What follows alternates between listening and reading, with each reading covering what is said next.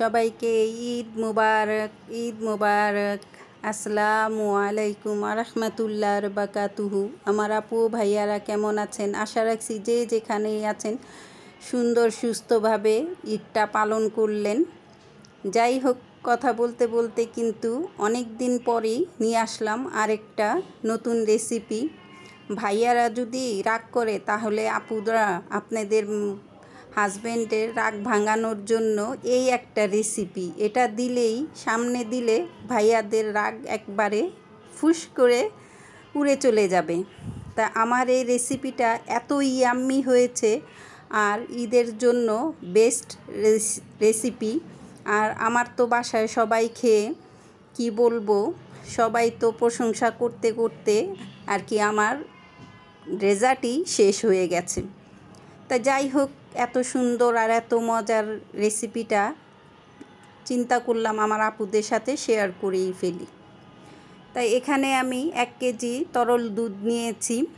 আর দুধটা কিন্তু আমি এখনও চুলার আঁচ একবারে মৃদু করে রেখেছি, কেননা এই দুধটাতে এখন আমি দিয়ে দিব কিছু গুঁড়ো দুধ। তো এই গুঁড়ো দুধটা দিতেও পারেন চাইলে, আর যদি একটু বেশি টেস্ট খেতে চান, আর ওই যে বললাম আমার মতো প্রশংসা কিভাবে পাবেন তার জন্য এই গুঁড়ো দুধটা অবশ্যই দিবেন। তা আমি হাফ কাপের মতো হবে গুঁড়ো দুধটা দিয়ে নিলাম, দিয়ে দিচ্ছি আর মিক্স করছি। যেহেতু আমার এক হাতে ক্যামেরা, তার জন্য আর কি দিতে হচ্ছে আর হলো মিক্স করতে হচ্ছে।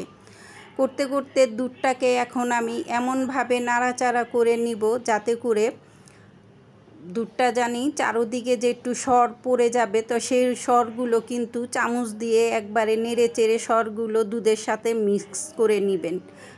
দিয়ে দিলাম আধা কাপ চিনি। আর চিনি দেওয়ার পরে আঁচটা একটু বাড়িয়ে দিয়েছি। আর এখন এই পর্যায়ে আমার দুধটা কিন্তু অর্ধেক আর কি 1/3 শুকিয়েছি।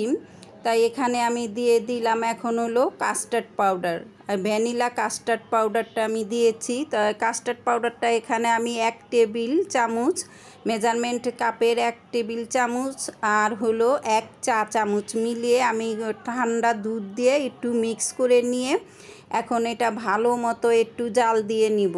একটু জাল ভালো মতো জাল না দিলে তাহলে কিন্তু এটা নামিয়ে ফেললে কাস্টার্ড পাউডারটা কিন্তু রান্না হয় না, তখন কেমন জানি একটু মুখের মধ্যে আর কি লাগে।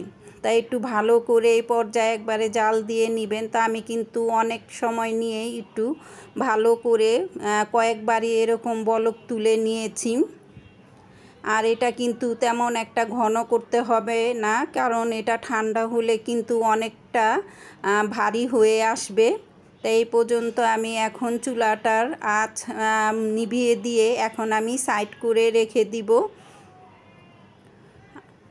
দেখুন থিকনেসটা কীরকম। আর আমি কিন্তু আবারও বলছি, চারো কিনারেই যে দুধের সরগুলো থাকে সেটা কিন্তু দুধের সাথেই আর কি করে নেবেন, মিক্স করে নেবেন, তাহলেই কিন্তু দুধের মধ্যে কিন্তু সর সর থাকবে আর ডেজার্টটা খাওয়ার সময় কিন্তু সেই সরগুলো মুখে বাজবে। আর এখন আমি চলে আসলাম, এই যে এখানে আমি একটা আস্ত পাউরুটি নিয়েছি। যেহেতু আমার এক হাতে মোবাইল, তার জন্য আমি পাউরুটি যে লাল চারো কিনারে যে অংশটা থাকে ভারী অংশটা ওটা কেটে নিয়েছি। কেটে নিয়ে এখন আমি একটা বেলনের সাহায্যে এটা একটু হালকা করে একটু বেলে নিব। যেহেতু পাউরুটি এটা কিন্তু একটু ফুলো থাকে, তার জন্য আমি সুবিধার জন্য এখানে আমি একটু বেলে নিচ্ছি। এখনও পর্যন্ত কোনো আপু ভাইয়ারা যদি একটা লাইক দেন নাই, প্লিজ একটা লাইক দিয়ে দিবেন আর আমার ভিডিওটা কন্টিনিউ করবেন।